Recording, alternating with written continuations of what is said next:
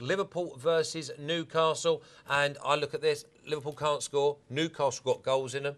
Newcastle got to be value. Newcastle are definitely value here. I mean, I've been making a point all season. Liverpool are too short. They're always too short. They're always too short a price. Why do people keep backing Liverpool then? I think it's probably to do with the Asian market. Liverpool very popular in the Asian market. Big punters here follow the Asian market, so the prices are low. But you would be we've done well by taking on Liverpool this season. They lost in midweek to Swansea. Swansea were a big price then. Liverpool, see, they didn't beat Everton last weekend. Honestly, if you're thinking about backing Liverpool at close to 1-2, you need your head examined. We're Newcastle. Away the lads.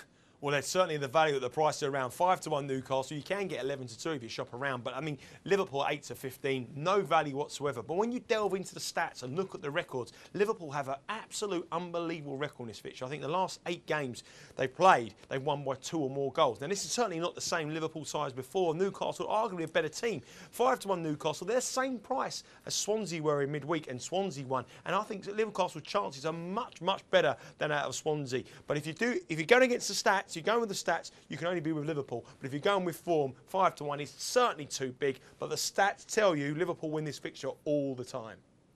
Cheers, Butler. What about goal scorers? We're looking at, obviously, Demba Ba, Cisse, Caballé, any of them take your fancy? Demba Ba we've got to wait till I think there's a fitness doubt over Demba Ba. So if he's out, that would be a big blow. But hopefully he'll be fit. Goal scorers, yeah, I mean, it's the usual candidates, isn't it? Usual suspects, Papi, Cisse, Demba Ba.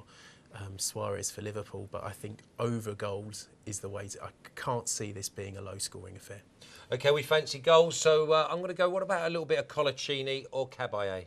You love you bring up a big centre-half, didn't you, Flash? You love a big centre-half at a big price. But if you're having a bet on the first goal scorer for Liverpool, there's only one person. Luis Suarez. He's the only one who scores. 9-2. He's the only option you've got. The rest of them, forget them. Demba Ba 9-1. Whether he plays or not, that's a very important thing. Make sure you stick the teams. Cisse 19-2 and Ben Arthur at 16. Caballé will be sandwiched in between the two of them. But it's all about Suarez for me. You know, he's the only threat for Liverpool, and I would actually back Suarez to score in the game anytime at around about 11-10 or 5-4, then take the 9-2 of an opening scoring sheet. He's the only guy who can score. For Newcastle, Cisse perhaps makes the bet. If you certainly think the case if Bar's not going to play, then Cisse makes some appeal at 19-2.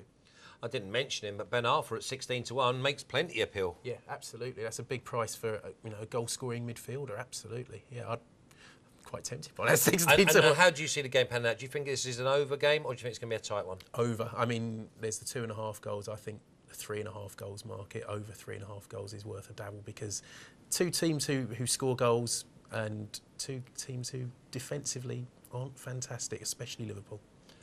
Listening to Rory, you've got to be going 3-3 again, Butler, haven't you? Well, I'm going for sort of draws, but I'm also going for over 2.5 goals in most of the games as well. So I expect some very high scoring games, and this one's no exception. Over 2.5 goals at 8-11. I think 9 of the last 10 games in this fixture have gone over 2.5 goals. That's definitely a bet. Over 3.5 goals, which would be the other way around. 7-4 over 3.5 goals. That's a bet as well.